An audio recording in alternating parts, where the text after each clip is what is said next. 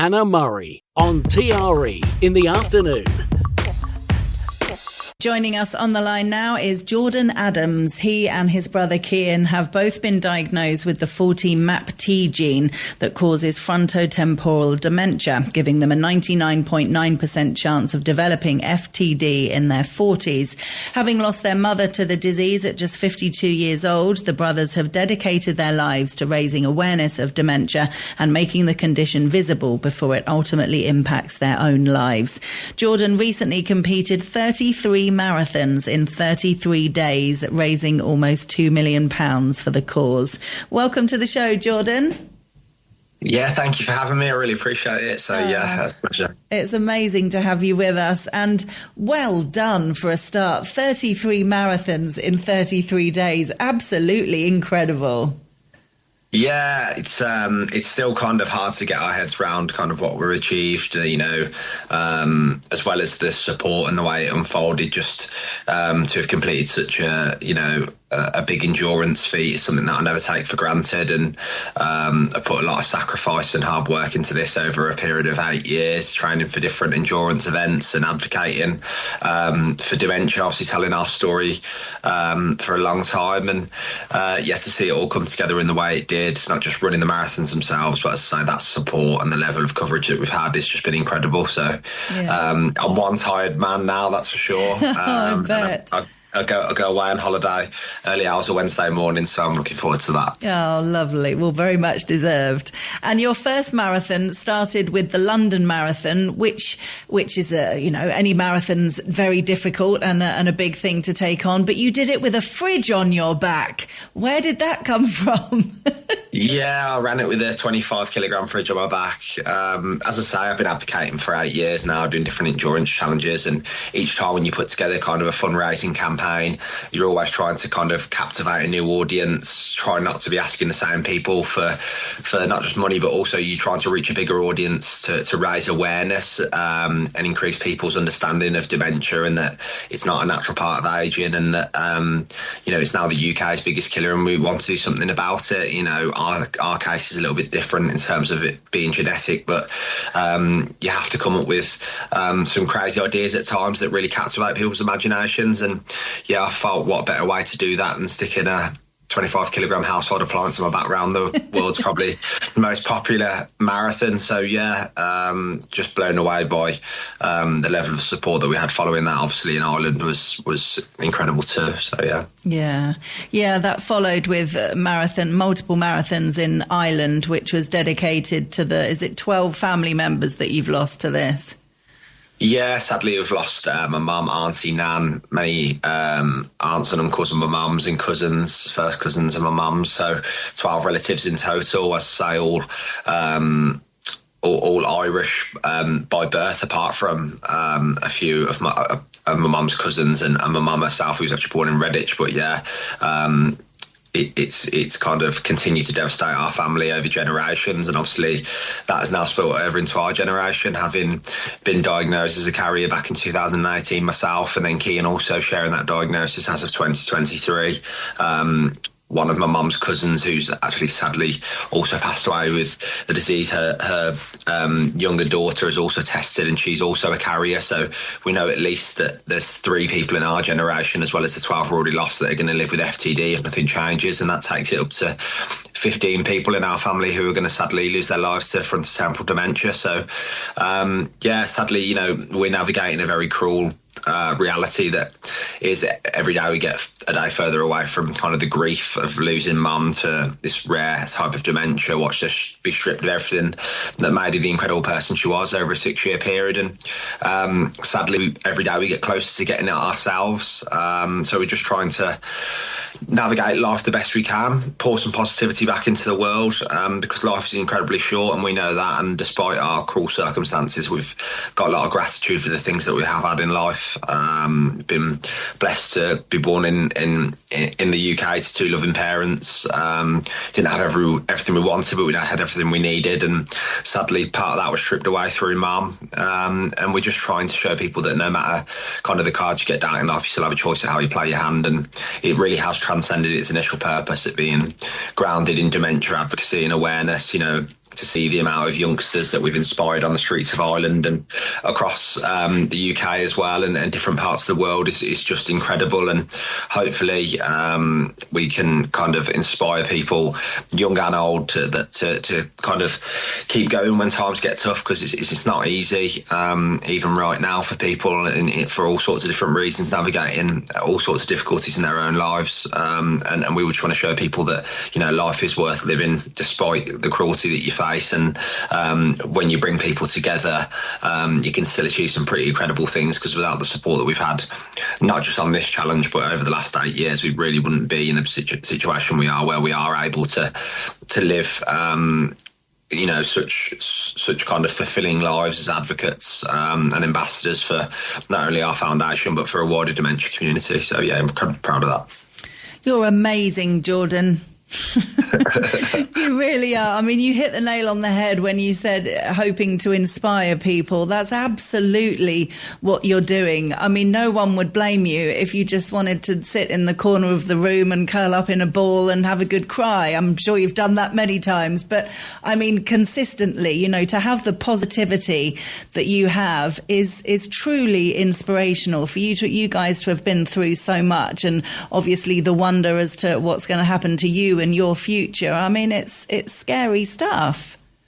Yeah, definitely. You know, that's something that I'd probably kind of want to urge as well, is that this is very much our reality, and, you know, life isn't all plain sailing. I wake up every day and think, oh, I'm going to be ultra positive today. You know, you have to take things in your stride. And I'm somebody, since kind of the age of 15, has had a series of devastating life events. And as I've navigated life through young adulthood and late teens, I've struggled with ongoing depression. I've had problems with kind of leaning on alcohol as a crux and things like that. So I've had my own problems.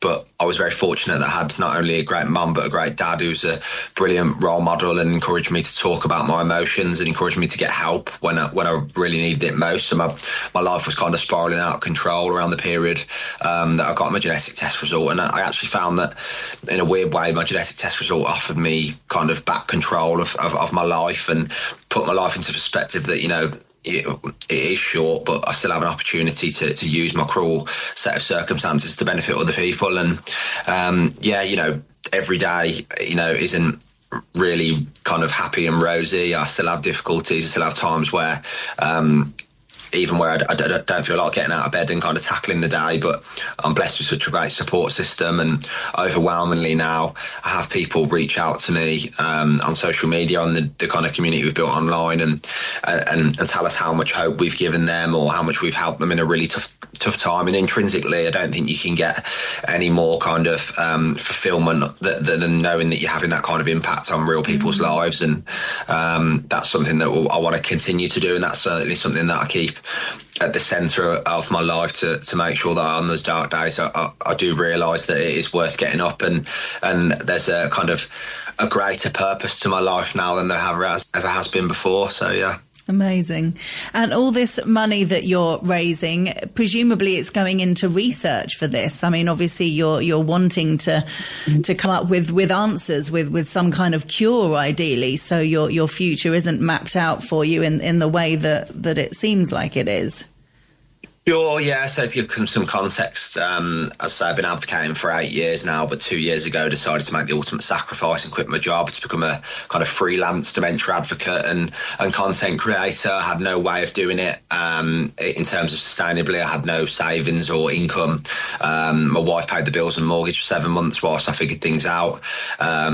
Managed to get a few different brand deals through kind of the running and awareness that I was doing to continue that messaging, and was able a couple of months after that in August of last year to incorporate the FTD Brothers Foundation, which is what we've raised money for in part on this last challenge. But we're a foundation rather than a charity, so we're not coming into kind of ruffle feathers of other great charities. We've worked alongside a lot of them. We really want to join up the dots in terms of making dementia visible is what we stand for, built in lived experience, but also advocating for more support services, kind of dementia welfare, raising awareness, obviously, and then also putting a spotlight and funding research, as you say. So it's quite a broad set of issues. The main thing is that we finally feel like we're bringing together what is an extremely large dementia community in different parts of the world, people who have often feel isolated, unseen, unheard, and giving them an opportunity to share their pain and share their story. And now, thankfully, to kind of the impact we've created over the past month or so in the years of sacrifice that we put in, we're now in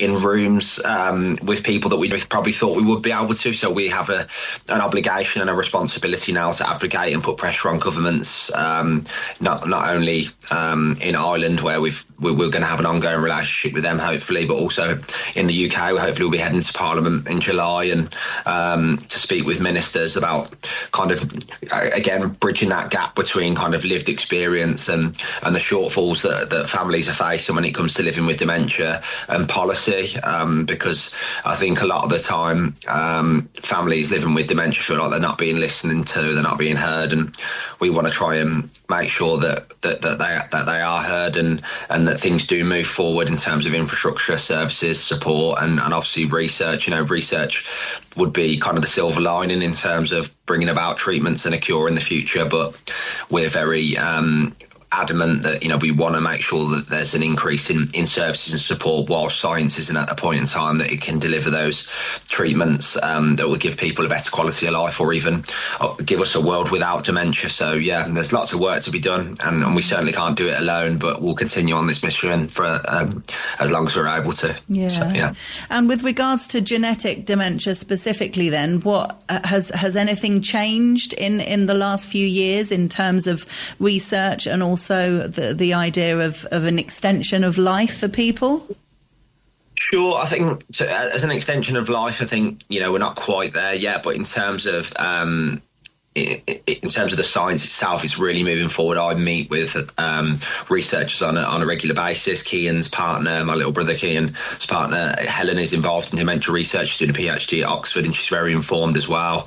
We're also actively involved in a research study where we're hoping in the next 4 or 5 years there'll be clinical kind of studies that are available to us and trials that could possibly benefit us. And I think one of the biggest things where we're moving forward is blood biomarkers as well. So that will mean that you'll be able to get diagnosed at an earlier point. And the whole point behind that is if people are diagnosed earlier, eventually when we do catch up with research when it comes to dementia and we do find treatments that could benefit people, if you're diagnosed at an earlier point in time, then you can get treated at an earlier point as well. And that's what it's all about. So trying to make people understand that as well as the research itself, but I think a lot of people are quite scared at the fact that they could go to their doctor's surgery, have a blood test, and then ultimately find out that they've got dementia. But long term, that's a huge positive and something that we should really push for, and hopefully, as I say, it's in the background speaking with different governments to make sure that the infrastructure's there, whether it's the HSE in Ireland or the NHS here in the UK,